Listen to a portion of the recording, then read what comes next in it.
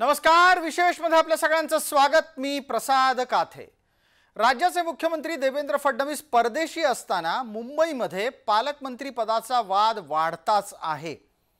या निमित्ताने पहिला भाग कालच्या दिवशी घडलाय, आजच्या दिवशी त्याची पुढची मालिका सुरूच आहे। प्रजासत्ताक दिनापर्यंत हा वाद वाढवू नका असं मुख्यमंत्री फडणवीस यांनी सांगूनही मुंबईमध्ये शिवसेनेचे नेते काही गप्प बसायला तयार नाहीयेत। पालकमंत्री पदाचा वाद इतका का चिघळतोय आणि कुणी मुद्दाम हा वाद चिघळवत आहे का, असे अनेक सवाल यामुळे उपस्थित होत आहेत। या निमित्ताने फडणवीस यांच्यावर शरसंधान करण्याची आयती संधी विरोधकांना मिळाली आहे। मुख्यमंत्री देवेंद्र फडणवीस यांनी प्रजासत्ताक दिनापर्यंत पालकमंत्री पदाचा वाद वाढवू नका असं सांगूनही आज मुंबईमध्ये वेगळं चित्र दिसत होतं। ही दोन्ही चित्र आम्ही आपल्याला समोर आणली आहेत, ती मुक्तगिरी या बंगल्याच्या बाहेरून। गोगावलेंचे समर्थक हे मोठ्या संख्येने रायगडमधून निघून या मुक्तगिरी बंगल्यावर पोहोचले आणि त्यांना एकनाथ शिंदे यांना भेटायचं होतं। एकनाथ शिंदेंचा हा ताफा गोगावले समर्थकांच्या मधून मुक्तगिरी बंगल्यावर जात असताना आपण पाहतो आहोत। दुसऱ्या बाजूला मोठ्या संख्येने मुक्तगिरी बंगल्याच्या बाहेर जमलेले गोगावले समर्थक सातत्याने गोगावलेंना काहीही करून पालकमंत्रीपद मिळालंच पाहिजे याच्यासाठीचा आग्रह करत होते। शिंदे समर्थक आणि मंत्री असलेल्या भरत गोगावले यांनी मुंबईमध्ये शक्ती प्रदर्शन केलं। खरं तर या शक्ती प्रदर्शनाची काहीही गरज नव्हती, कारण राज्याचे मुख्यमंत्री परदेशातून परतल्यानंतर याचा तोडगा काढतील असं आश्वासन देत आहेत। पण राज्याचे उपमुख्यमंत्री एकनाथ शिंदे यांनी भरत गोगावले यांच्या मागणीला पाठिंबा दिल्याच्या नंतर गोगावले आता थेटच मैदानात उतरलेले दिसतात। भरत गोगावले आहेत, स्वतः बाळासाहेब भवन या ठिकाणी ते उपस्थित आहेत। कार्यकर्त्यांसोबत फोटो जे आहेत ते काढताना या ठिकाणी आपल्याला दिसून येत आहेत या ठिकाणी। आणि भरतजी, काय सांगाल, नेमकी आता आपली पुढची भूमिका काय असणार आहे पालकमंत्री पदाबाबत? अच्छा, दोन्ही आपल्यासोबत महेंद्र दळवी देखील आहेत, अलिबागचे शिवसेनेचे दोन्ही रायगड जिल्ह्याचे आमदार आहेत। नेमका आता पुढे पालकमंत्री पदाबाबत काय ना, आता स्थगिती मिळाली, महाराष्ट्र राज्याचे मुख्यमंत्री डावसून आले की ते निर्णय घेतील, कारण त्यांचा अधिकार आहे।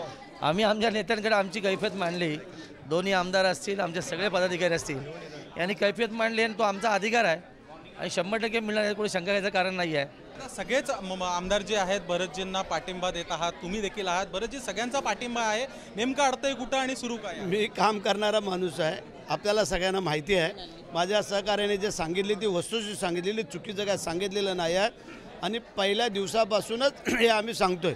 आम्हाला खात्री वाटते की दावोसवरून आलेले मुख्यमंत्री, दोन्ही उपमुख्यमंत्री हा निर्णय योग्य घेतील आणि आमच्या ह्या जनतेला न्याय देतील। मोठं शक्ती प्रदर्शन महाडवासियांकडनं, रायगडवासियांकडनं मुंबईमध्ये करणार शक्ती प्रदर्शन नाही आहे हे, मुख्यमंत्री आणि उपमुख्यमंत्र्यांचे आभार मानायला आले होते। काही आमच्या नेत्यांशी चर्चा करूनच आम्ही पुढची दिशा ठरवू, त्यामुळे आताच काही बोलणं योग्य वाटत नाही। अर्थातच आपण बघू शकतो या ठिकाणी भरत गोगावले आणि महेंद्र दळवी या ठिकाणी आपण बघू शकतो आपल्याशी बातचीत करत होते। पुढची दिशा जी आहे ती वेळेनुसार ठरवू असं त्यांनी सांगितलेलं आहे। व्हिडिओ जर्नलिस्ट स्वप्नील मोरे सोबत मी शुभम उमाय, जय महाराष्ट्र न्यूज, मुंबई।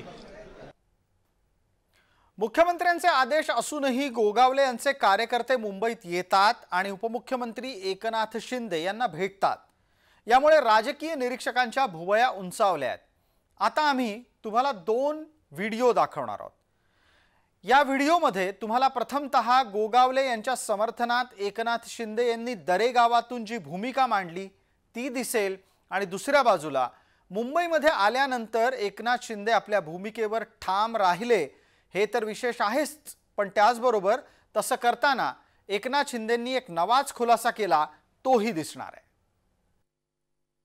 गोगावलेंची नाराजी त्यातनं स्पष्ट त्यांनी मुलाखतीमधून नाही, शेवटी काय अपेक्षा करणं वावगं काय? शेवटी त्यांनी अनेक वर्ष रायगडमध्ये काम केलंय, म्हणजे अपेक्षा ठेवणं, मागणी करणं त्याच्यामध्ये काही चुकीचं नाहीये। त्यामुळे महायुती जी आहे, मी आहे, आमचे मुख्यमंत्री आहेत, आणि दुसरे आमचे उपमुख्यमंत्री आम्ही बसून त्याच्यावर मार्ग काढू. मुंबई हायकोर्टाच्या चीफ जस्टिस यांची राज्यपाल राजभवनात शपथविधी आहे, तिथं मला जायचं आहे. त्यामुळे तुम्हाला एवढंच सांगतो की आपल्या सगळ्या लोकांची विनंती, आपल्या सगळ्यांचा आग्रह, आपल्या सगळ्यांची भावना लक्षात घेऊन त्या ठिकाणी मुख्यमंत्री महोदयांनी रायगडच्या पालकमंत्रीपदाला स्थगिती दिलेली आहे. त्यामुळे आता तुमची पुढची जी भावना आहे त्या बाबतीमध्ये देखील मला कल्पना आहे आणि मुख्यमंत्री गावातून आले की त्यांच्याबरोबर मी आणि आम्ही दोन्ही उपमुख्यमंत्री आणि मुख्यमंत्री यांची चर्चा होईल आणि त्यानंतर सकारात्मक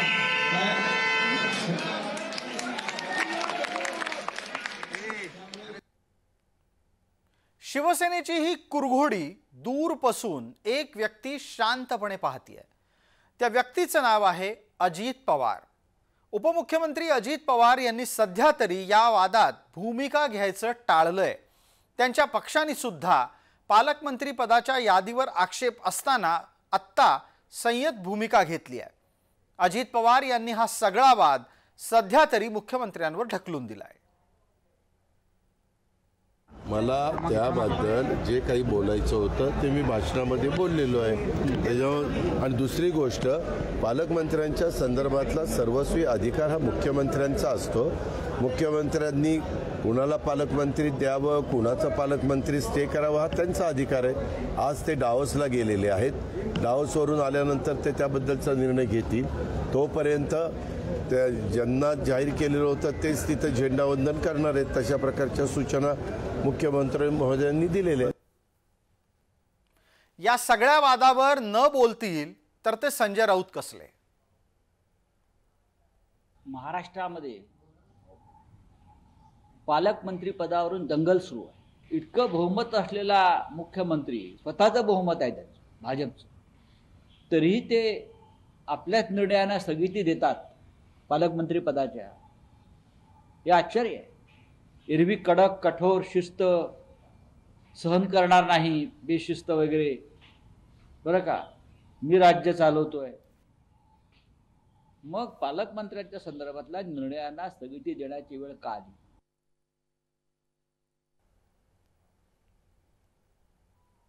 मुळात गोगावले समर्थकांचा संयम का संपला ते लक्षात घ्यायला हवं. एकीकडे गोगावले समर्थकांना जसे तटकरे नकोसे आहेत, तसंच नाशकामध्ये महाजन शिवसेनेला आणि राष्ट्रवादीला नकोसे आहेत. यातच गिरीश महाजन यांनी तडकाफडकी प्रदेशाध्यक्ष चंद्रशेखर बावनकुळे यांची भेट घेतली आणि लगोलग माध्यमांमध्ये बातम्या आल्या की नाशिकचा पालकमंत्री बदलला जाणार नाही. म्हणजे गिरीश महाजन हे प्रजासत्ताक दिनानंतरही तेच पालकमंत्रीपदी राहतील. या बातम्यांमुळे गोगावले समर्थक अस्वस्थ झाल्याची चर्चा आहे. दरम्यान महाजन यांनी वातावरण निवळण्याचा आपल्या परीने प्रयत्न केला खरा, पण तो काही फारसा फलदायी ठरलेला नाही. बावनकुळे साहेबांची माझी भेट बदलायला ते झाली. आम्ही इथेही बसलो, पण इथे कुठे पालकमंत्रीचा विषय नाही. संघटनात्मक आमचे सगळे पदाधिकारी महामंत्री बसलेले आहेत, म्हणून मलाही बोलवलेलं होतं उत्तर महाराष्ट्र संदर्भावर चर्चा करायला. परवा अमित भाई येत आहेत नाशिकला, त्र्यंबकेश्वरला, त्या संदर्भामध्ये चर्चा झाली. कार्यक्रमाच्या संदर्भात 2-3 कार्यक्रम आहेत. बाकी काही विषय नाही. पालकमंत्री पदाचं जाहीर झालं होतं, पण दुसऱ्या दिवशी मुख्यमंत्री महोदयांनी थांबवलेलं आहे नाशिक आणि रायगड. ठीक आहे, आता की त्यांची अडचण असेल पक्षाची किंवा इतर आमच्या मित्रपक्षाची, पण ते थांबवलेलं असेल. एका जिल्ह्याचं पालकमंत्रीपद असतं तरी काय, आणि यासाठी इतकी राजकीय मारामारी का होतीये. पालकमंत्री करतो काय हा सवाल या भांडणामुळे सर्वसामान्यांना पडावा. उत्तर आहे, जिल्हा प्रशासनाचा पूर्ण ताबा पालकमंत्र्याच्या हातात राहतो. स्थानिक विकास कामांचं नियोजन हे पालकमंत्र्याच्या माध्यमातून होतं आणि स्वाभाविकरित्या त्यामुळे निधी वाटपाचं कामही त्याच्याच हातात राहतं. विकास कामाचा निधी कुणाला द्यायचा आणि कुणाला द्यायचा नाही याबद्दल पालकमंत्र्याचा हस्तक्षेप महत्त्वाचा असतो. तसंच जिल्हा परिसरात बदली बढती यावर पालकमंत्र्याचा अंकुश असतो, हेही विसरून चालणार नाही. त्यामुळे मर्जीतले अधिकारी हे पालकमंत्र्याच्या आदेशानंच येऊ शकतात. स्थानिक कार्यकर्त्यांना पालकमंत्र्याचा आधार वाटतो तो यासाठीच. आता चौथ्या वेळेला मंत्रिपद दिलं गेलं, कॅबिनेट मंत्रिपद. पालकमंत्री द्यायला काय हरकत नव्हतं. ज्या मंत्र्याला पालकमंत्री दिलं जातं ते दिलं पाहिजे होतं, ते न दिलं. असा प्रत्येक वेळेला. आणि जी खाती दिलेत मंत्र्यांना, जे आमच्या खाती दिलेत, अतिशय सामान्य खाती दिलेत, तरीसुद्धा आमच्या मंत्र्यांनी ते सर्व, कारण का आमचे मंत्री असे संयमी आहेत, शांत आहेत. शिंदे साहेब जे काही देतील ते मान्य करणारे आहेत. आणि जरी ते देऊन आम्ही मान्य केलेलं आहे. आणि पालकमंत्री न दिल्यामुळे हा असंतोष आमच्या पूर्ण जनतेमध्ये आहे. महायुती सत्तेत आल्यापासून घटक पक्षांच्या कुरबुरी होतच आहेत. राष्ट्रवादी आणि शिवसेनेच्या अंतर्गत या कुरबुरी अधिक आहेत हे विसरता कामा नये. त्याची कारणं सुद्धा लक्षात घ्यायला हवी. आणि या कुरबुरींच्यामुळे आत्तापर्यंत काय काय घडलं ते पहा. सर्वात प्रथम मुख्यमंत्री पदावर दावेदारी सादर झाली. यामुळे नंतर मंत्रिमंडळ स्थापनेला विलंबही पाहायला मिळाला. खाते वाटपालाही उशीर झाला. अख्खं हिवाळी अधिवेशन बिना खात्याच्या मंत्र्यांसह गेलं. पालकमंत्री पद वाटप रखडलं हेही आलंच. आणि आता पालकमंत्री पदाची घोषणा झाली आणि या घोषणेला स्थगिती देण्याची नामुष्की आली आहे. काही इच्छा व्यक्त करणं हे गैर आहे असं मानणाऱ्यापैकी मी नाही. सध्या माननीय मुख्यमंत्री महोदय हे दावोसला गेले आहे आणि दावोसवरून आल्यावर या संदर्भात का निर्णय स्वतः मुख्यमंत्री महोदय, स्वतः उपमुख्यमंत्री महोदय आणि आमचे मंत्री व प्रदेश अध्यक्ष बावनकुळेजी हे एकमेकाच्या संमतीने, सहमतीने आणि चर्चेतून निश्चित करतील. पण नाराज आहे असं म्हणणं मला वाटतं की हा शब्द योग्य नाही अशा कोणत्याही गोष्टीच्या संदर्भामध्ये मत मांडताना. पालकमंत्री पदावरून जी दंगल सुरू आहे ती त्या त्या जिल्ह्यातल्या आर्थिक व्यवहारांसाठी. नाशिकमध्ये कुंभमेळ्याचं फार मोठं बजेट आहे म्हणून कोणाला तरी नाशिकचं पालकमंत्रीपद हवं आहे. रायगड जिल्ह्यामधले व्यवहार सगळ्यांना माहिती आहेत, सदन जिल्हा आहे. त्याच्यामुळे ही आर्थिक देवाणघेवाण, हावरटपणा यातून या मारामाऱ्या सुरू आहेत. आणि मुख्यमंत्र्यांनी आपला निर्णय स्थगित करून मी एक हतबल मुख्यमंत्री आहे, लाचार मुख्यमंत्री आहे हे दाखवून दिले. दुसऱ्या बाजूला रायगडचा पालकमंत्री हा शिवसेनेचाच व्हावा हे शिवसेनेसाठी इतकं महत्त्वाचं का आहे याचं आपल्याला राजकारण पडद्यामागचं समजून घ्यायला हवं. पालकमंत्री पदाच्या निमित्तानं जी भांडणं सुरू आहेत ती खरी तर राष्ट्रवादी विरुद्ध शिवसेना अशी आहेत. रायगडात शिंदेंसाठी हा पालकमंत्री पदाचा मुद्दा प्रतिष्ठेचा झालाय. उद्धव गटाला धूळ चारल्यानंतर शिंदेंना रायगडात आपलं अस्तित्व ठेवायचं आहे. संख्या कमी असूनही तटकरेंनी इथं त्यांच्यावर कुरघोडी केली आहे. अदिती तटकरे पालकमंत्री राहिल्या तर शिवसैनिकांची अडचण होईल असं तिथल्या स्थानिकांना वाटतं. विकास कामं राष्ट्रवादीचे कार्यकर्ते घेऊन जातील ही सेनेला भीती आहे. जी सत्ता बीजेपीची मागच्या 2.5 वर्षामध्ये शिंदे साहेबांच्या नेतृत्वाखाली बीजेपी, सेना आणि राष्ट्रवादीची सत्ता आली, त्यात खऱ्या अर्थाने खरा मोहरा आमचा आमदार होता. आमचे भरत शेठ खऱ्या अर्थाने शिंदे साहेबांना पाठबळ देणारे खरा मोहरा आमचा आमदार होता. त्यावेळी शिंदे साहेबांना 2.5 वर्ष अडचण आली आणि ती 2.5 वर्षांनी अडचण आली म्हणून आमचं मंत्रिपद आलेलं भेटलेलं मंत्रिपद आमचं थांबलं गेलं. भरत शेठनी मान्य केलं, मोठं मन करून मान्य केलं. दुसरीकडे नाशकामध्ये गिरीश महाजन यांच्या समोर राष्ट्रवादीच्या आणि शिवसेनेच्या आव्हानालाही विसरून चालणार नाही. हा वाद आज धुमसत नसला तरी उफाळून वर आलेला नाहीये आणि महाजन यांना दिलेलं पालकमंत्रीपद कायम ठेवलं तर तो कोणत्याही क्षणी धुमसेल, उफाळून वर येईल हे विसरता कामा नये. नाशिकच्या राजकारणात यामुळे भविष्यात फटाके वाजणार हे नक्की.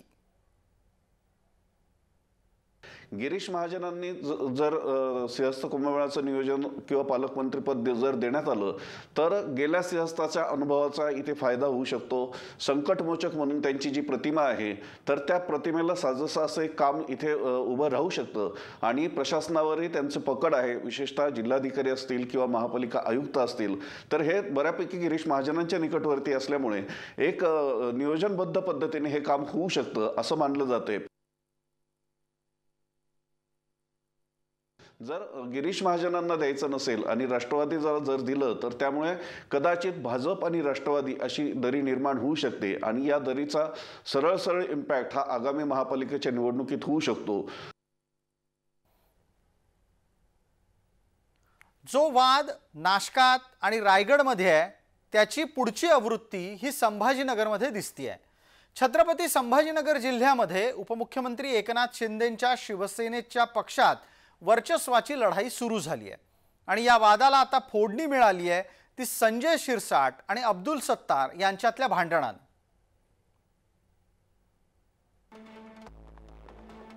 निवडणुकीपूर्वी अब्दुल सत्तार पालकमंत्री असताना निधीमध्ये असमान वाटप त्यांनी केलं असा आरोप होत होता। 260 कामांपैकी 134 कामं सत्तारांनी स्वतःच्या मतदारसंघात नेली म्हणजे संभाजीनगरऐवजी सिल्लोडला नेली। जिल्हा नियोजन समितीनं समान निधी वाटप केलं नाही हा शिरसाट यांचा आरोप आहे।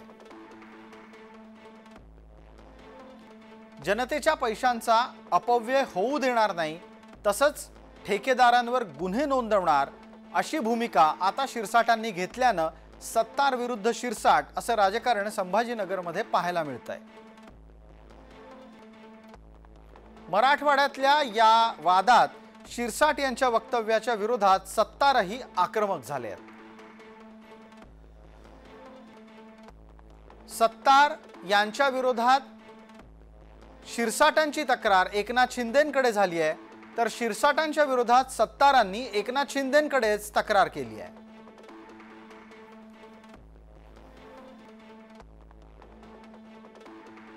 कसली बोलणी आहे, कसली मस्ती आहे,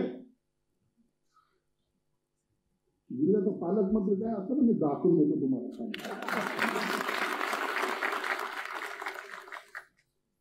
जिथे उभी राहिली तिला पाडायला पैसे लागतात, पडली पाहिजे म्हणतात।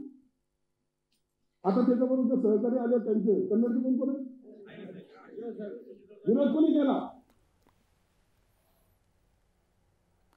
शिरसाट आणि सत्तार वाद कुठपर्यंत पोहोचणार ते सांगतायत आमचे प्रतिनिधी विजय चिडे। छत्रपती संभाजीनगरमध्ये शिंदेच्या शिवसेनेच्या 2 बड्या नेत्यांमध्ये एकमेकांत झुकली असल्याचे पाहायला मिळत आहे। शाब्दिक चकमक जे आहे ते नेत्यांमध्ये झाल्याची पाहायला मिळत आहे। छत्रपती संभाजीनगरमध्ये संजय शिरसाट यांना पालकमंत्री करण्यात आला आहे तर दुसरीकडे अब्दुल सत्तार यांच्याकडून देखील आता संजय शिरसाटांवरती आरोप झाल्याचे पाहायला मिळत आहे। संजय शिरसाट हे निधी देण्याचा अडवणूक करत असल्याचा आरोप जो आहे तो आता अब्दुल सत्तार यांच्याकडून करण्यात आहे। या बाबतीत मी मुख्यमंत्र्यांना तक्रार करणार असल्याची देखील त्यांनी म्हटलेलं आहे। शिंदेंकडे मी या बाबतीत माहिती देणार असल्याचं देखील त्यांनी म्हटलेलं आहे। यापूर्वी जर पाहायला गेलं तर छत्रपती संभाजीनगरमध्ये अब्दुल सत्तार हे पालकमंत्री होते, मात्र त्यानंतर या शिवसेनेमध्ये यावेळी जर पाहायला गेलं तर संजय शिरसाट यांना पालकमंत्री करण्यात आलेलं आहे। त्यामुळे आता पालकमंत्री पदावरून आता दोघांमध्ये रस्सीखेच देखील झाली होती, परंतु संजय शिरसाट यांना पालकमंत्री करण्यात आलं। कुठेतरी आता अब्दुल सत्तार यांना मंत्रिपदातून जे आहे ते आता डावलण्यात आलं होतं। त्यानंतर राजकारण जे आहे ते तापल्याचं पाहायला मिळतं। त्यामुळे शिंदेच्या शिवसेनेमध्ये पुन्हा एकदा आता अटीतटीचं राजकारण झाल्याचं पाहायला मिळत आहे आणि त्यामुळे आता शिंदेच्या शिवसेनेमध्ये पुन्हा एकदा वादविवाद जो आहे तो चव्हाट्यावर आल्याचा पाहायला मिळतोय। छत्रपती संभाजीनगरहून विजय चिडे, जय महाराष्ट्र। या सगळ्या वादात पालकमंत्री पदात काय दडलंय याचं उत्तर जनतेला समजलं असेल अशी अपेक्षा आहे। विशेषतः या भागामध्ये तुर्तास इतकंच। आपण पाहत रहा फक्त जय महाराष्ट्र।